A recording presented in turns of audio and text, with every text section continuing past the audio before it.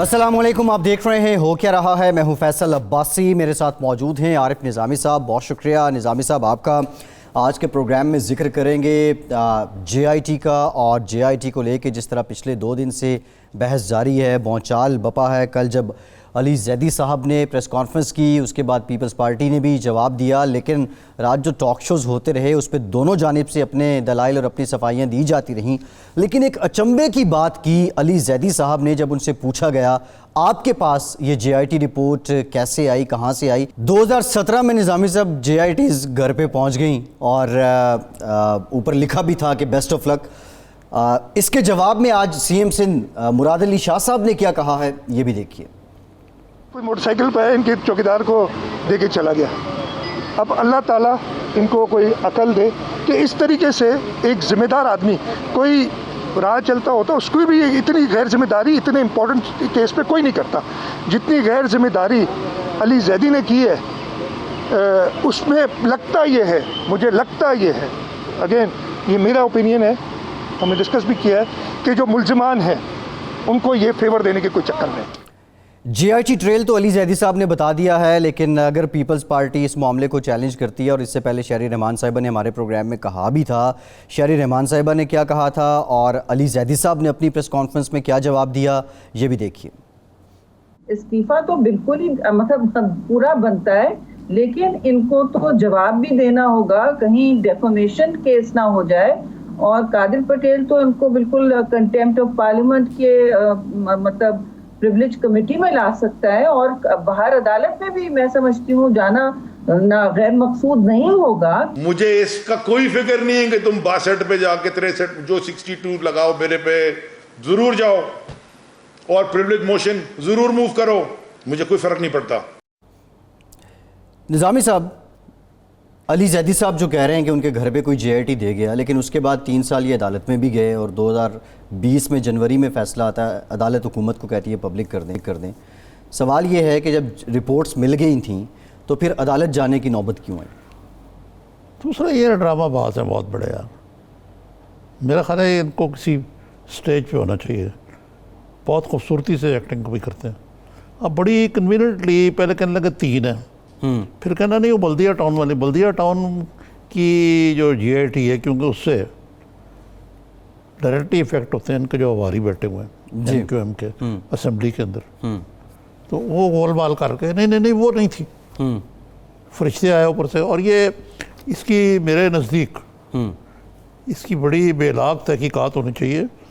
مجھے وہ ایک اینکر کا واقعہ یاد آ جاتا ہے جو ہائی کورٹ کے سامنے ایکسپوز ہوتے ہیں، بلکہ سپریم کورٹ کے سامنے اپنا نثار ثاقب نثار صاحب کے سامنے، جی یہ بہت بری طرح ایکسپوز ہوں گے، کیونکہ یہ دیکھیں نا، وہ تو چلے اینکر ہی تھے، یہ ایک ذمہ دار ہونا چاہیے منسٹر، لیکن ذمہ دار نہیں لگتے مجھے۔ اور یہ اس معاملے میں بہت سارے لوز اینڈ جو ہیں جی وہ واضح طور پر نظر آتے ہیں کہ بھئی اس کے اوپر ایک اور ایکسپریشن کاسٹ ہوتی ہے جی کہ ایک موٹر سائیکل پہ آدمی کون آ سکتا ہے، یار ان کو کوئی اور وائی ہم۔ ٹھیک ہے نظامی صاحب، یہ جو بات کر رہے ہیں علی زیدی صاحب، ایک تو ڈراپ سین نہیں ہو گیا، اپنی ان کی بات کی نفی نہیں ہو جاتی جب یہ کہہ رہے ہیں، ان سے بار بار پوچھا جا رہا تھا کہ کہاں سے آئیں آپ کے بعد۔ دوسرا، ان رپورٹس کی کریڈیبلٹی، اس پہ بھی بہت زیادہ سوال اٹھ رہے ہیں۔ تیسرا موسٹ امپورٹنٹ، دونوں جو جے آئی ٹیز ہیں، خواہ وہ علی زیدی صاحب کی ہوں یا سندھ حکومت کی، اس پہ ذوالفقار مرزا صاحب کا نام آ رہا ہے، اور ذوالفقار مرزا صاحب کو یہ مرد حر قرار دے رہے ہیں۔ لیکن ذوالفقار مرزا صاحب جو پیپلز پارٹی کے ساتھ ان کا تعلق تو تھا، وہ جو کچھ بھی تھے پیپلز پارٹی کے پلیٹ فارم سے، وہ مرد حر ہیں اور باقی مرد حر نہیں ہیں۔ اور دیکھیں، ایک وہ بہت نامناسب سی بات ہے کہ لیٹن امریکہ ایک ملک کا ڈکٹیٹر تھا، تو وہ بہت بڑا ڈکٹیٹر بھی تھا اور بڑا کرپٹ بھی تھا۔ تو ریگن اس زمانے میں امریکہ کا صدر تھا، جی اس نے پوچھا کہ یار یہ کیسا آدمی ہے؟ اس نے کہا، گالی دے کے بہت بڑی کہا اس کو، جی کہ ہے تو وہ یہ، لیکن کیونکہ ہم وہ ہیز آر، وہ حساب ہے کہ ذوالفقار مرزا ہوں یا اور جو کئی لوگ ہوں اس حکومت میں، وہ ایک ڈرائی کلیننگ پروسیس کے ذریعے سے گزر کے پوتر ہو کے صاف ستھرے ہو کے ڈرائی کلین ہو کے باہر آ گئے. اچھا نظامی صاحب، تصویر کا دوسرا رخ، پیپلز پارٹی اب عزیر بلوچ کے ساتھ اپنی لیڈرشپ کا کنیکشن اس کی نفی کر رہی ہے، اس کو نہیں مان رہی ہے، کہتی ہے نہیں. اور وہ پیپلز پارٹی بھی جو الزام ہے وہ ذوالفقار مرزا پہ دے رہی تھی. کیا آصف زرداری ذوالفقار مرزا کے سامنے بے بس تھے؟ یہ میں آپ کو بات بتاؤں ایک، جی یہ اس کا ذرا بیک گراؤنڈ آپ دیکھیں. یہ بیک گراؤنڈ وہ ہے جب ایم کیو ایم کا طوطی بولتا تھا ارون سندھ میں، جی لیاری گینگ اس کے مقابلے میں کھڑا کیا گیا. اور اس سے یعنی کہ جو پیپلز پارٹی مبرہ تھی پہلے ان چیزوں سے، وہ خود بھی یعنی جو گینگ لینڈ ہے بن گیا کراچی، جی، اور گینگ وار جن کا ذکر بھی کیا گیا اور جسٹیفائی بھی کیا گیا. ٹھیک ہے نا. اب اس جنگ کے اندر میرے خیال سے ہولیئر انداؤ تو کوئی بھی نہیں ہے. اب کرائم اور پولیٹکس کے اندر جو نیکسس ہے، جی، وہ کیا نام تھا جو پولیس کے افسر تھے جو کتنے راؤ انوار کیا تھے وہ؟ پولیس، کرمنلز، مافیاز اور سیاستدان جو ہیں، انہوں نے کراچی کا مل کر بیڑا غرق کیا. اور یہ 2013 میں the credit goes to that government، جی، راحیل شریف، میاں نواز شریف، جنہوں نے آ کے کراچی کو گن صاف کیا. اور اس وقت تک پیپلز پارٹی نے بھی ریلائز کر لی تھا توبہ کرتے ہوئے یہ معاملات. لیکن جو ماضی ہے ان کا، جی، وہ تو اپنی جگہ پہ، وہ یہ نہیں کہہ سکتے کہ جو ہے یہ عزیر بلوچ سے ہمارا کوئی تعلق نہیں ہے. جی بالکل ٹھیک ہے، بالکل ٹھیک ہے. اور پیپلز امن کمیٹی جو بنائی گئی تھی اس کو ڈس آن کرنا. بات ہے کہ امن کمیٹی نام تھا، شر کمیٹی کام تھا. جی جی نظامی صاحب، یہ آپ نے بڑے زبردست اصطلاح استعمال کی، امن کمیٹی نام تھا، شر کمیٹی کام تھا. لیکن ثابت یہ ہوا کہ کراچی کے ساتھ، جو کراچی کے لوگوں کے ساتھ ظلم ہوتا رہا، اور جو لوگ اس سارے واقعات میں اپنی جان سے گئے، اب ان کے ساتھ انصاف کیسے ہوگا؟ یہ سب سے بڑا سوال ہے. اور یہ حکومت، خاص طور پہ جو بلدیہ ٹاؤن ہے، جی یہ تو بڑا کلیئر کیس ہے، اوپن اینڈ شٹ کیس ہے. بالکل ٹھیک ہے، بالکل ٹھیک ہے نظامی صاحب. اور ایم کیو ایم کی موجودہ قیادت، کیا اس وقت ان لوگوں کا، وہ جو لوگ نامزد ہیں، جو موجودہ لوگ ہیں، ان کا نہیں تھے؟ یہ بھی ایک سوال ہے. ایک بریک لیتے ہیں، اور بریک کے بعد جو -1 کی بات ہو رہی ہے، بلاول بھٹو صاحب اور شہباز شریف صاحب کا ٹیلی فونک رابطہ ہوا ہے، اس پہ بات کرتے ہیں. ہمارے ساتھ رہیے.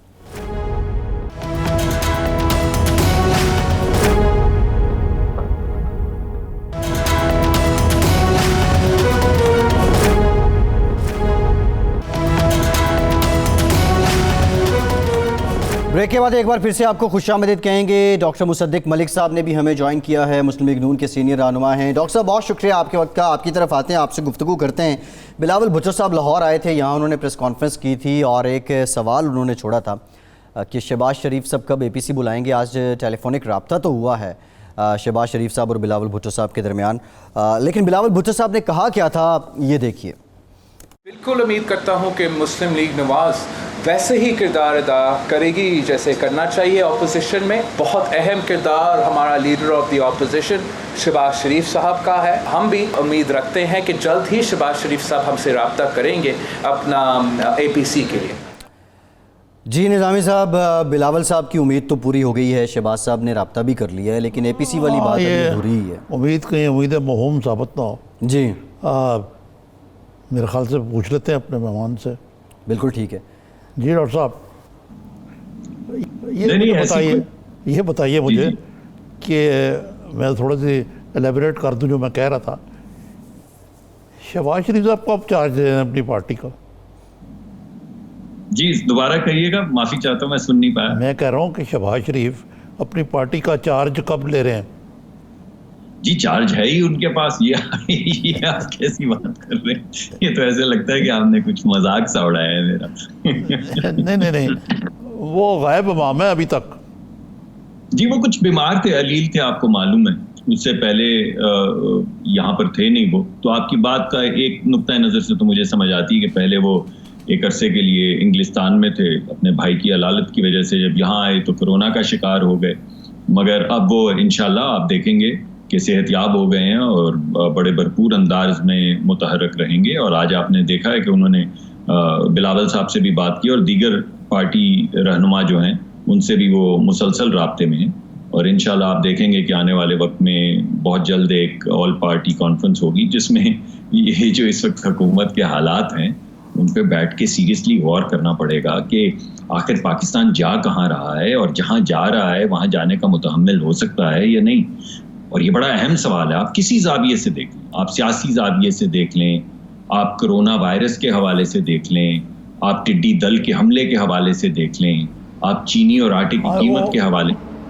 وہ تو ساری باتیں ٹھیک ہیں آپ کی, لیکن آپ نے بڑا ایک خوبصورت بات کہی ہے کہ پاکستان کہاں جا رہا ہے. آپ کو پتا تو بتا دیں ہمیں یار. جی دیکھیں, بظاہر تو بہت سچویشن جو ہے وہ خطرناک لگ رہی ہے اگر آپ مجھ سے پوچھیں ایمانداری سے, کیونکہ numbers are not adding up. آپ نے ہماری سرحدی سچویشن جو ہے وہ دیکھ ہی لی ہے کہ کس طرح اس وقت بھارت جو ہے وہ ایگریشن دکھا رہا ہے, اور کیسے جو ہمارے ملک کے اندر جو دہشت گردی کے معاملات سامنے آ رہے ہیں ان کی کڑیاں کیسے وزیر اعظم نے کہا ہے کہ بیرونی طاقتوں سے بالخصوص بھارت سے ملتی ہیں. تو اس سلسلے میں ہم نے اپنے دفاع کو بھی مضبوط رکھنا ہے اور متحرک رکھنا ہے ہر وقت. ایک طرف آپ اس کو سوچئے کہ اس کے لیے ہمیں ایکسپینڈیچرز کی ضرورت ہوگی, دوسری طرف آپ یہ دیکھیے کہ کیسے اکانومی کا دیوالیہ نکل گیا ہے, اور ابھی بھی 2 سال کے بعد جتنے ٹیکس کے revenues T M L N چھوڑ کے گئی تھی اتنے ہی ریونیوز ہیں.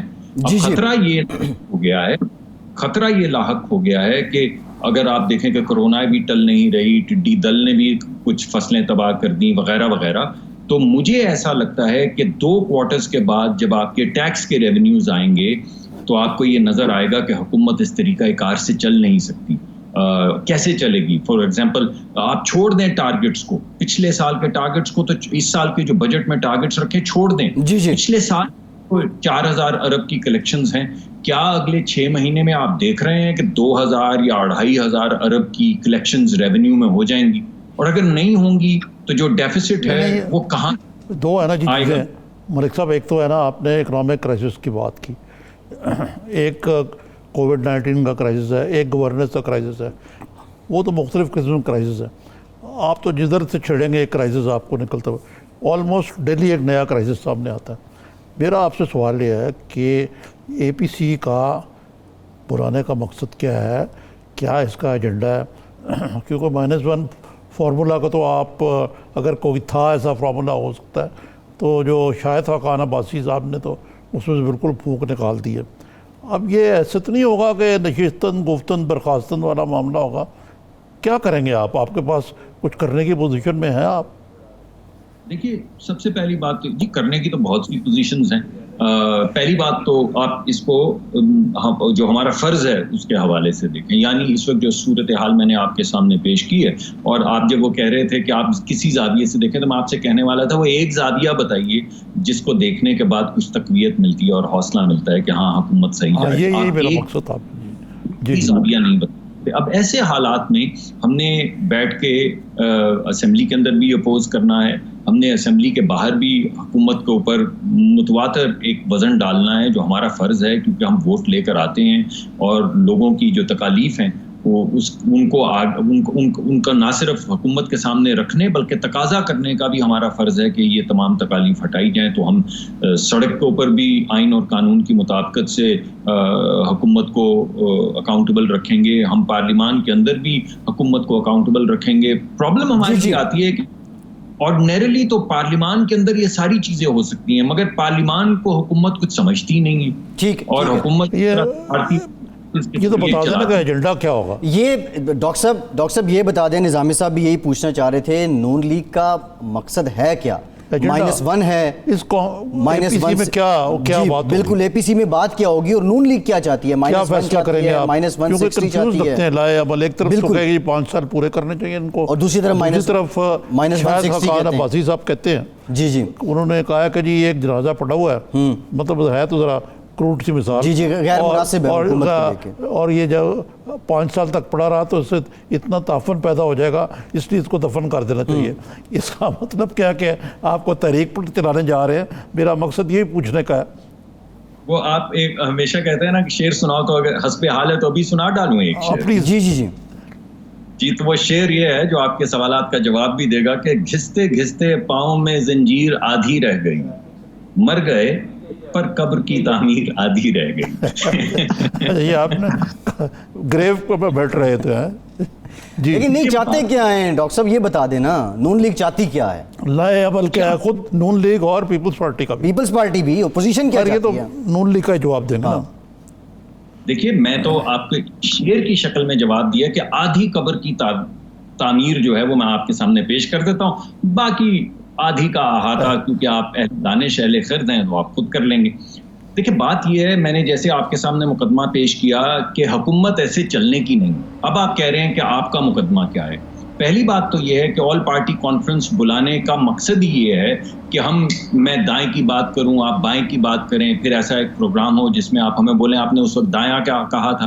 دایاں بایاں تو جب آپ سوال پوچھیں گے ہم کہیں گے، لیکن اس وقت ہمارا ارادہ یہ ہے کہ ہم تمام پارٹیز جو ہیں وہ ایک ہی لائحہ عمل لے کر آگے بڑھیں، ایک ہی اسٹریٹجی کے تحت آگے بڑھیں، اور یہ جو آدھی قبر خود کھود چکی ہے پی ٹی آئی اپنی، اس کے اوپر جو تھوڑی بہت مٹی ڈالنی ہے اور دعا پڑھنی ہے وہ پڑھ کے ملک کو ترقی کی طرف گامزن کریں، اور یہ جو کالا دور گزر رہا ہے یا گزرا ہے اس کو اب ہم ماضی میں پھینک کے ایک بہتری کی طرف آگے چلیں، کیونکہ ایسا یہ چل نہیں سکتا۔ اب آپ اس کا اسپیسیفک چیزیں کیا ہیں تو 2-3 چیزیں سامنے آئیں۔ پہلی چیز آپ پوچھیں گے کہ خواجہ صاحب نے 1-2 مرتبہ یہ ذکر کیا کہ بھائی اگر -1 ہوتا ہے تو بالکل ہو جائے، اور بھی ہمارے بہت سے دوستوں نے کہا ہے۔ تو ووٹ آف نو کانفیڈنس جس کی ایک باقاعدہ گنجائش ہے اس وقت آئین میں، وہ تو ہو ہی سکتا ہے، اور ہمیں غالباً ہم تو کیا خیر کریں گے، ان کے اتحادی کر ڈالیں گے، کیونکہ کوئی بھی شخص جس کے اوپر ووٹ کا بوجھ ہے اور جسے واپس اپنی کانسٹیٹوئنسی میں جانا ہے،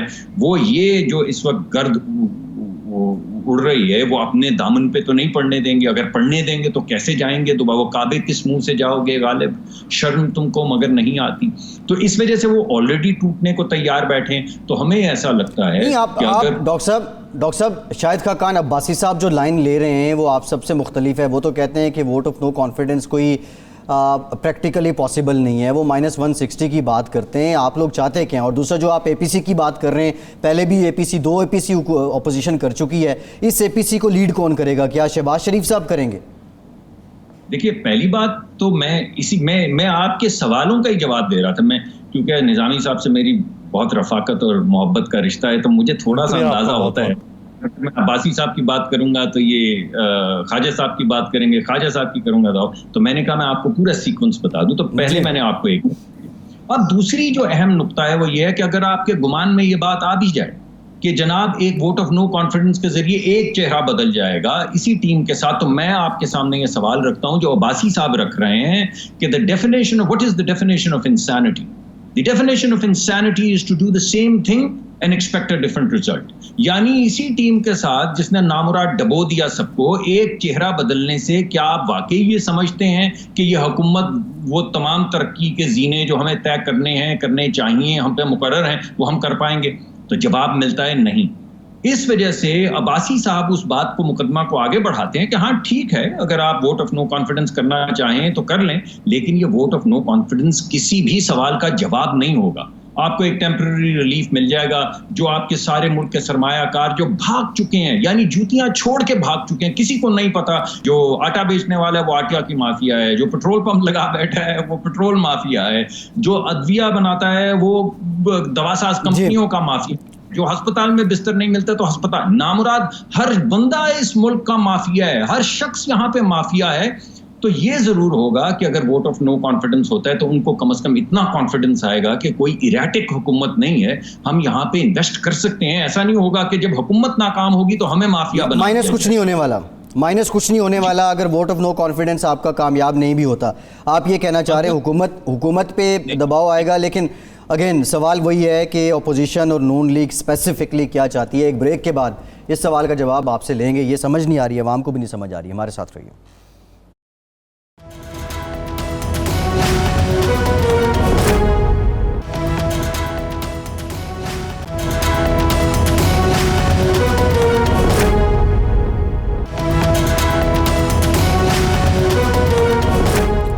بریک کے بعد ایک بار پھر سے آپ کو خوش آمدید کہیں گے۔ جی نظامی صاحب، مصدق صاحب کی بات تو سنی بریک سے پہلے آپ نے اپنے۔ جی مصدق صاحب یہ بتائیے کہ یہ کب تک متوقع ہے جو ہے اے پی سی اگر یہ ہوگی بھی، اور یہ پہلے والا حشر تو نہیں ہوگا اس کا؟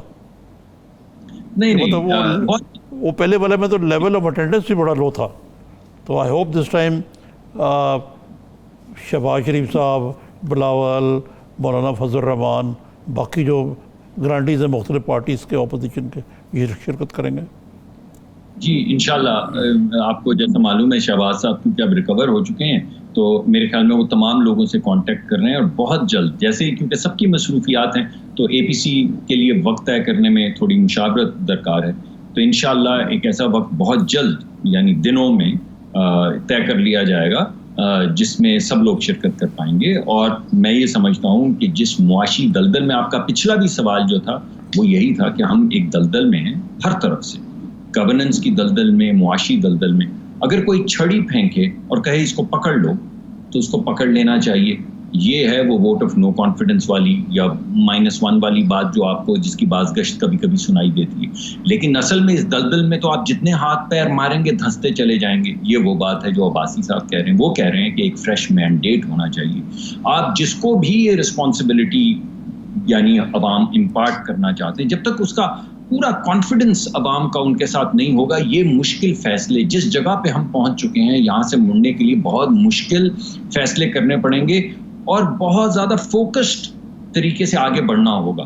तो वो जो हौज पौज है उसमें ऐसी गुंजाइश नहीं होती कि आप मुश्किल फैसले करके एक यकसुई के साथ आगे जा सकें। तो वो ये कह रहे हैं कि हमें किसी ना किसी तरीके से हुकूमत से पूछना चाहिए कि आप खुद बताइए आप ये कैसे चलाएंगे। ये तो नहीं चल रही, आपसे चल नहीं पा रही, ये कैसे चलेगी। और मैंने आपके सामने पेश किया एक हाइपोथेसिस कि 2 क्वार्टर के पास आपके पास नंबर्स नहीं होंगे तो आप क्या पैसे छापेंगे, आप क्या फिस्कल डेफिसिट को 12-13%, 14% पे आप क्या करेंगे, कहां से ये पैसे आएंगे कि आप ये हुकूमत चला सकें।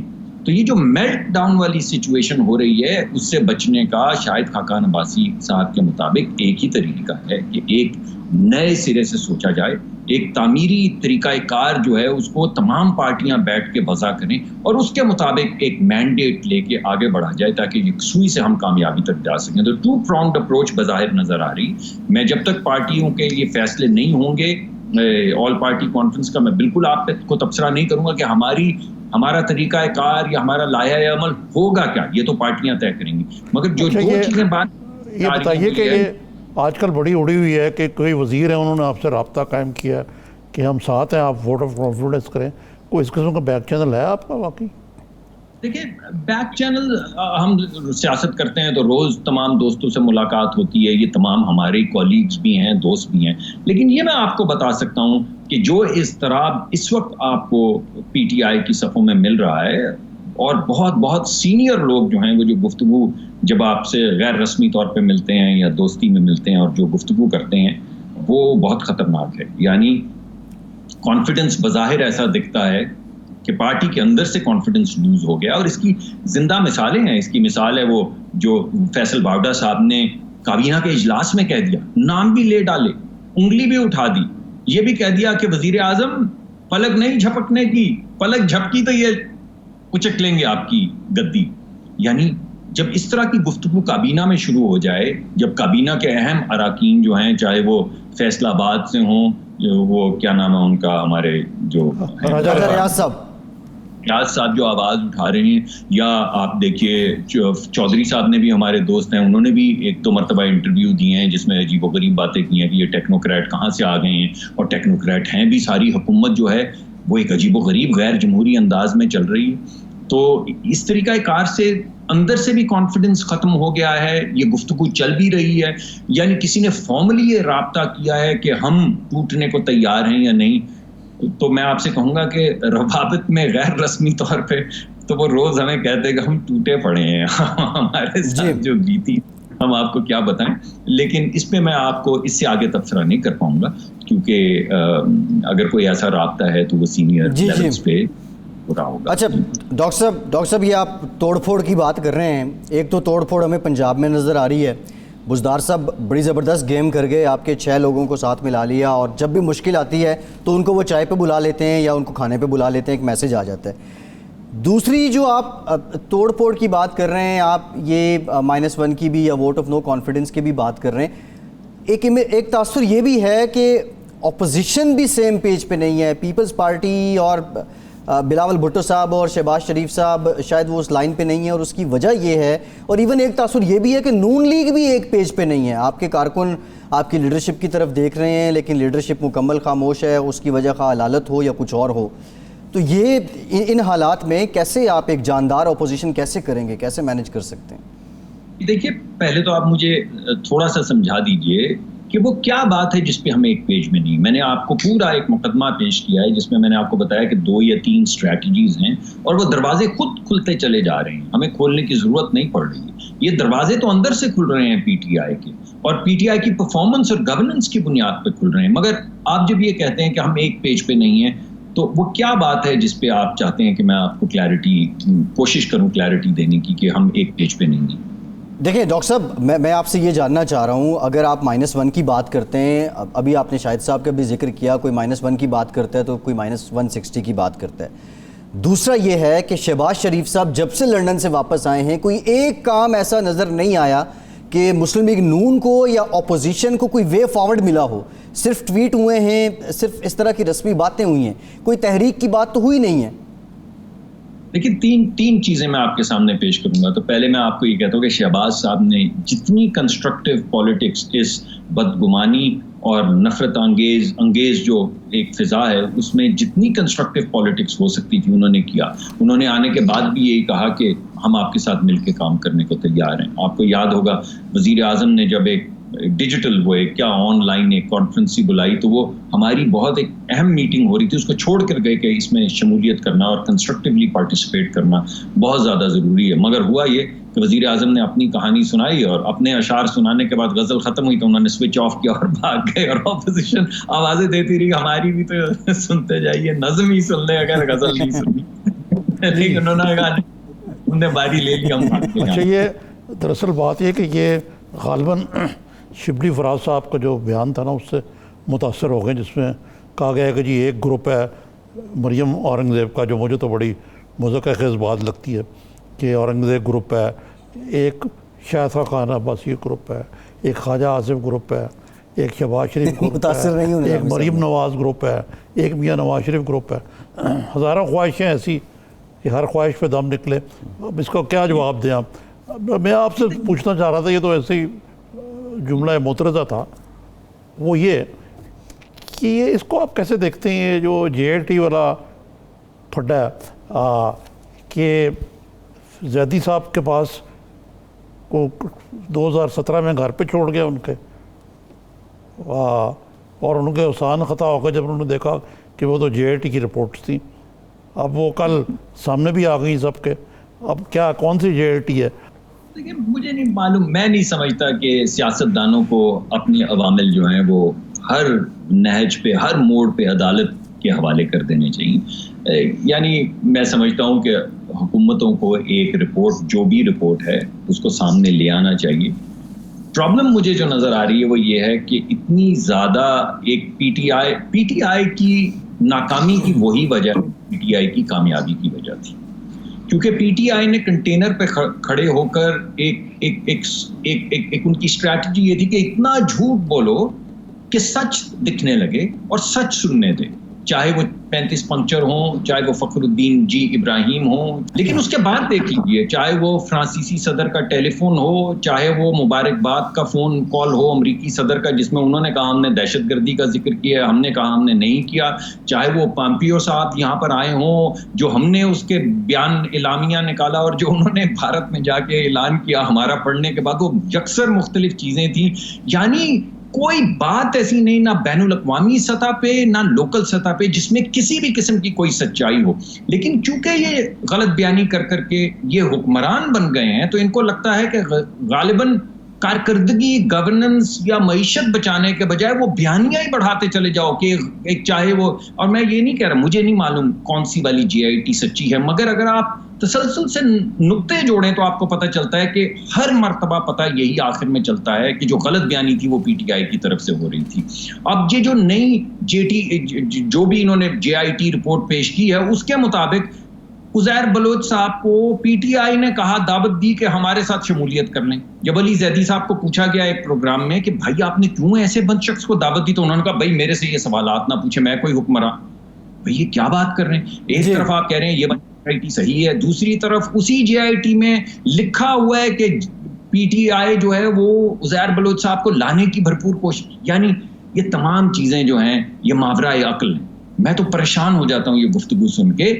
میں سمجھتا ہوں کہ PTI کو تھوڑی سنجیدگی دکھانی چاہیے. اب وہ حکمران ہیں، حکومت میں ہیں، اس طرح کے ٹوٹکے کر کر کے، اس طرح جھوٹ بول بول کے، وہ کاغذ لہرا لہرا کے جس میں وہ ہائی لائٹ ہوئے ہوں کہ یہ دیکھے چوری کا، یہ دیکھے چوری کا، بعد میں عدالت کے اندر آتے ہیں تو کوئی ثبوت نہیں ہوتا، کوئی کاغذ نہیں ہوتا. یعنی کس بات کے اوپر ہم روئیں؟ وہ کیا ہے جی پیٹوں جگر کو میں. اب آپ خود ہی وہ مصرع پورا کر دیں. جی نہیں، آپ مکمل کر دیں، شعر مکمل کر دیں اپنی حالت زار پہ ڈاکٹر صاحب.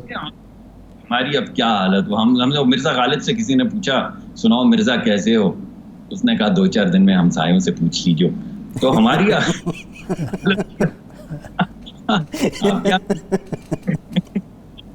لیکن عوام کی حالت دار جو ہے، عوام کی حالت دار پہ نظر تو میں آپ کے سامنے مقدمہ پیش کر رہا ہوں. وہ یہ کہہ رہا ہوں کہ اگر یہ صرف سچ جھوٹ اور ایک نیریٹو ڈاکٹر صاحب بہت شکریہ. ڈاکٹر مصدق ملک صاحب بہت شکریہ آپ کے وقت کا. ایک بریک لیتے ہیں اور بریک کچھ گورننس سے متعلق بات کریں گے. ہمارے ساتھ رہیے.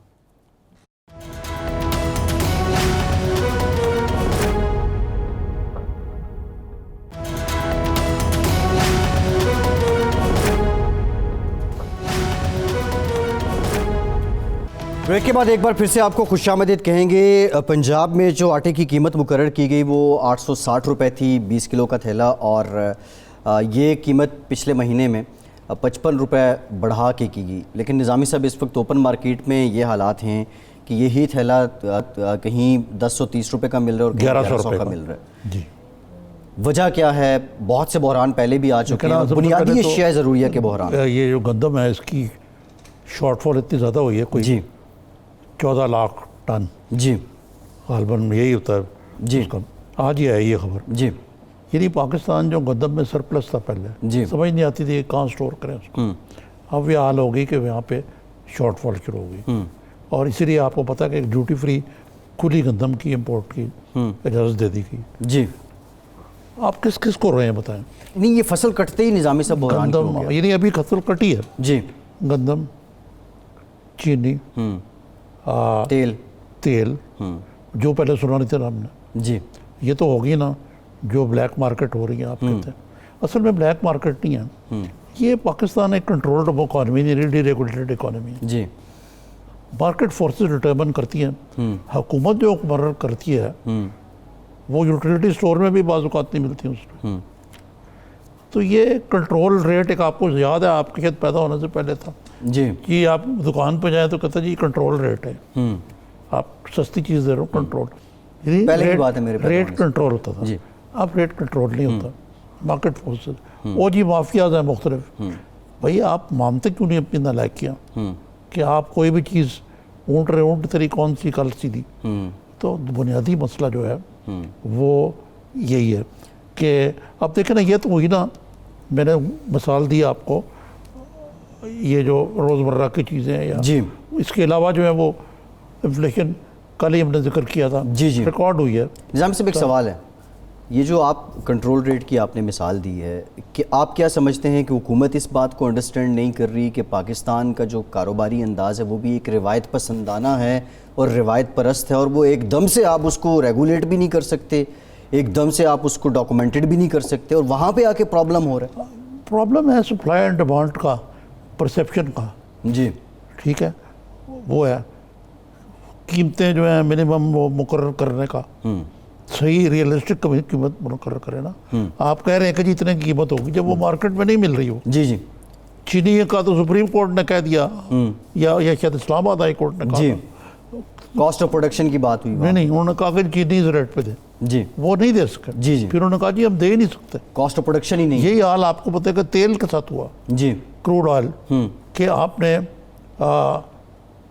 تیل کمپنیوں کو مجبور کرتے رہے کہ وہ لاس میں بچیں، کیونکہ اس وقت جب سستا تھا تیل اس وقت امپورٹ کی اجازت امپورٹ نہیں کیا. جی پھر اتنا تیل اور LNG بھی نہیں منگائی. نتیجہ ہے کہ جو RLNG اسٹیشن ہے جی وہ ڈیزل پہ چڑھنا شروع ہو گئے. اور اب آپ دیکھیں کہ جو قصہ ہے پارینہ تھا لوڈ شیڈنگ، وہ بھی آج ایک حقیقت ہے. کراچی الیکٹرک کا جو حال ہے وہ کرنٹ لگنے سے آج بھی 6 آدمی جو ہے بھی دیکھیں جان سے گئے. تو مسئلہ ہے کہ یہ جو گورننس کے ایشوز ہیں اس کمیٹ کے وہ اتنے ہی گمبھیر ہیں اور جو ایک بیسک انڈرسٹینڈنگ ہونی چاہیے مارکیٹ فورسز کی اس کا یکسر فقدان ہے. اور بہت سارے ویسٹڈ انٹرسٹ جن کو عمران خان صاحب مافیا پہ کہتے ہیں اس حکومت کے اندر بیٹھے ہوئے. پالیسی کنسسٹنٹ کیوں نہیں ہے؟ کیونکہ اوپر وزیر بھی افسر بھی وہ ان کی یہ آپ نے بڑا اچھا سوال کیا ہے. آج میں نے ایک چارٹ دیکھا. جی آپ پالیسی کنسسٹنٹ کیسے ہو مجھے بتائیں کہ جہاں پہ ایف بی آر کے یہ چوتھا چیئرمین ہے. جی ٹھیک ہے. ایف بی آر کو مشرف زیدی نام تھا ان کو جو آئے تھے, شبر زیدی. شبر زیدی. جی کتنے تمام اور دھوم دھام سے ان کو لایا گیا. یہ پانچویں نظامی صاحب 4 بدل چکے. کانوں سے 4 بدل چکے نا. جی جی وہ کانوں کو ہاتھ لگا دیا. جی اب یہ سینسٹیو مسئلہ ہے بڑا جو کور ہے کہ آئی ایم ایف کا ٹارگیٹ پورا کرنا ہے, سارا کچھ کرنا ہے پورا. آپ کیسے کریں گے پورا بھائی؟ جی اچھا پھر آ جائیں آپ بورڈ آف انویسٹمنٹ, کہتے ہیں ہم نے انویسٹمنٹ لانی ہے ملک. جی اس کے 5 چیئرمین بدل چکے ہیں. ٹھیک ہے نا جی. کامرس سیکٹری 4 بدلے جا چکے ہیں. جی جو آپ کی برآمدات کا حال ہے, آج ہی یہ خبر آئی کہ برآمدات نیچے جا رہی ہیں, درآمدات اوپر جا رہی ہیں, ڈیفیسٹ بڑھتا جا رہا ہے. قانون امن عامہ کا گہرا تعلق ہے کون پنجاب میں آئی جی پاکستان کے. اب یہاں پہ 4 دفعہ آئی جی بدلے جا چکے ہیں. ٹھیک ہے جی. اب اگر آپ آگے چلتے جائیں تو چیف سیکرٹری جو ہیں وہ تو خود ہی چلے گئے یہاں سے جی کہ ان کو ریٹائر ہو رہے تھے, انہوں نے کہا میں اومبڈسمین بن جاتا ہوں. لیکن ظاہر ہے ان کی چیف منسٹر سے نہیں بن رہی تھی, چلے گئے وہ. پھر جو تعلیم کا شعبہ ہے ویسے ہی کچھ نہیں ہے اس میں پہلے, اس کے 6 سیکرٹری بدلے جا چکے ہیں. تو خیر یہ بہت لمبی لسٹ ہے. ہمارے اپنے تیسرے انفارمیشن اسی طرح وزیر بدلیں, نظامی صاحب کیبنٹ میں تبدیلیاں آئی ہیں. پھر دیکھیں وزیروں کی آپ نے بات کی. جی اب ایک جو کرٹیسزم خود وزیر کر رہے ہیں جی کہ جناب یہ اچھی سیاسی حکومت ہے کہ اسپیشل اسسٹنٹ اور ایڈوائزر جو جواب دہ ہی نہیں ہے, ان کے بارے میں کسی کو پتہ ہی نہیں ہے, ان کے ٹریل کے بارے میں, ان کی آمدن کے بارے میں, نیشنلٹی کے بارے میں. ان کی یہ نہیں پتا کہ کس کے پاس کتنے پاسپورٹ ہیں. جی یہ سرور خان صاحب نے سرور صاحب نے بتایا, زلفی بخاری صاحب کے پاس کتنے پاسپورٹ ہیں, باقی اور میں نام نہیں لوں گا کتنے لوگ ہیں. تو یہ دیکھیں نا یہ کوئی گورننس کا طریقہ نہیں ہے. یعنی کہ 26 وزیر ہیں جی, 4 وزرائے مملکت ہیں, مشیروں کی تعداد 5 ہے اور یہ سب معاون خصوصی 14 ہیں جی. فوج ظفر موج ہے. پتہ نہیں کیا کرتے ہیں یہ لوگ. اور یہ کہنے کو ایک پارلیمنٹری جمہوریت ہے. حد تو یہ ہے کہ پارلیمنٹ کے جو وزیر ہیں وہ ہیں پارلیمانی امور کے علی محمد خان صاحب, اور وہ بابر اعوان صاحب مشیر جی, وزیر مملکت علی محمد خان صاحب ہیں, وہ خود ممبر نہیں ہے پارلیمنٹ کے. نظامی صاحب یہ جو آپ بات کر رہے ہیں, اچھا پھر ایک ڈومین کرائسس بھی ہے کہ اپنے اختیارات اور اپنی حد سے نکل کے دوسروں کے معاملات میں جھانکنا اور بات چیت کرنا, یہ بھی ایک مسئلہ تو ہے. ابھی فواد چودھری صاحب نے جو بات کی ہے کہ جو ریکارڈ میں رد و بدل ہے جے آئی ٹی کو لے کے, سندھ حکومت نے اگر ریکارڈ میں رد و بدل کیا ہے تو سی ایم اور چیف سیکرٹری کے خلاف بڑی سخت کارروائی ہو سکتی ہے.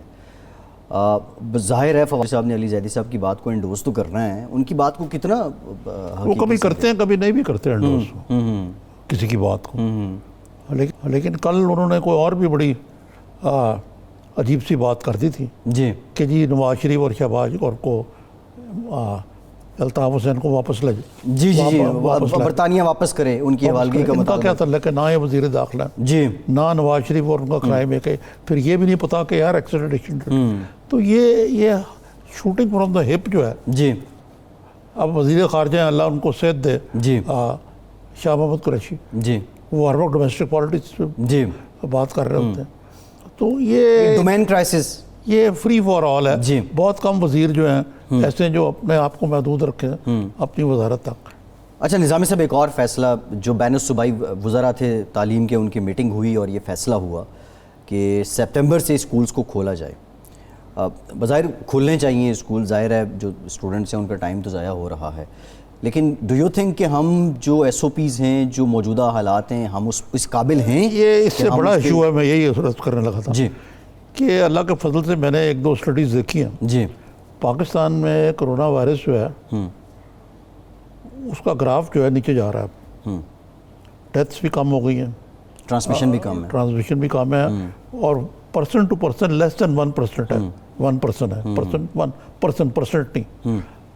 سو یہ جنوبی ایشیا میں جی سب سے کم ہے, بھارت کی طرح نہیں ہے. اور اس پہ ہمیں لیکن بغلے نہیں بجانے چاہیے. چین جیسے ملک میں اس کا ریسرجنس ہوا ہے, ہم پیک سے گزر کے اب اصلاح احوال کی طرف جا رہے ہیں. لیکن تعلیمی ادارے کھولنے سے پہلے ایک اور بات جو میرے نزدیک بہت زیادہ اہم ہے جی کہ اگر ہم نے لوگوں کو یہ تاثر دی دیا کہ جو کرونا وائرس سے مک گیا, ختم ہو رہا ہے یا جی مک گیا, تو لڈیاں پاؤ, تو عید کے اوپر پھر لڈیاں پڑیں گے اور بعد میں پھر دمادم مسکل اندر ہوگا, جیسے کہ پہلے عید کو فوکس کرنا ہوگا نظامی صاحب. اسی طرح جو تعلیم ہے اس کے معاملے میں بھی ایس او پیز بنانے چاہیے. یہ پرائیویٹ سکول جو ہیں انہوں نے بہت زیادہ ان کی فیسیں, جی وہ بھی اپنا ان کا ٹھیک ٹھاک کام ہے.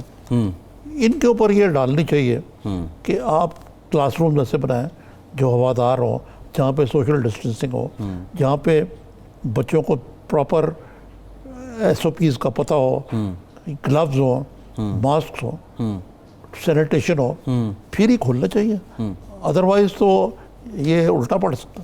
فورسفلی نظامی صاحب لاک ڈاؤن کے دوران, یہ اسکول بند ہونے کے دوران بچوں کے والدین سے فیسیں طلب کی جاتی رہیں پرائیویٹ سکولز کی جانب سے. وہ پہلے بھی چھٹیوں میں کی جاتی ہے, لیکن اس بات تو بڑے کرائسس دیدہ دلیری سے کی گئی نا. یہ تو کرائسس تھا نا, یہ تو وبا تھی, کوئی خوشی کا موقع تھوڑی تھا. اس میں تو خیال کرنا چاہیے. دوسرا نظامی صاحب, یہ جو آن لائن ایجوکیشن سسٹم چل رہا تھا, آپ بھی دیکھ رہے ہوں گے, اس پہ بڑی تنقید بھی ہو رہی تھی. ایون اسٹوڈنٹس خود اس کے خلاف تھے. ڈیجیٹل پاکستان تو نہیں ہے یہاں, تو 70% لوگوں کے پاس شاید اسمارٹ فون بھی نہیں ہے. تو یہ وہ دیکھیں اٹس اے نان اسٹارٹر.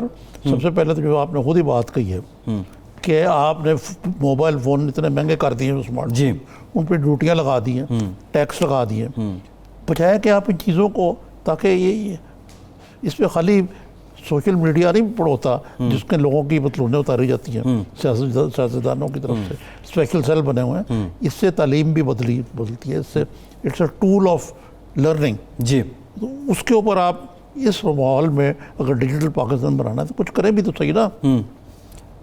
غریب آدمی کے پہنچ سے 12 لاکھوں روپے کے آتے ہیں اب یہ فون. جی بالکل ٹھیک ہے, بالکل ٹھیک ہے. اور اسکولز, کیونکہ یہ ابھی پاکستان میں اتنے وسائل نہیں ہیں کہ معاملات اس طرح آن لائن چلائے جا سکیں. تھوڑا نظام صاحب, نظام تعلیم ڈسپائٹ آف دیٹ, یہ ڈیجیٹل پاکستان اور conventional classes, quality of education, ایک زمانے میں آپ بھی اسکول جاتے تھے, آئی تھنک سرکاری اسکول سے ہی شاید پڑھے ہوں, اور ہمارے زمانے میں پرائیویٹ اسکولز بھی آ گئے, لیکن یہ جو پاکستان کے اندر کوالٹی آف ایجوکیشن ہے, یہ کتنا کمپرومائزڈ ہے؟ یہ تو بہت زیادہ کمپرومائزڈ ہے. اس کے لیے پورا ایک پروگرام چاہیے. فی الحال تو ہم یہی کہہ سکتے ہیں کہ بہت خراب ہے کوالٹی. ٹھیک ہے نظامی صاحب, بہت شکریہ آپ کا. وقت میں پروگرام سے اتنے. فیصل عباسی کو اجازت دیجیے.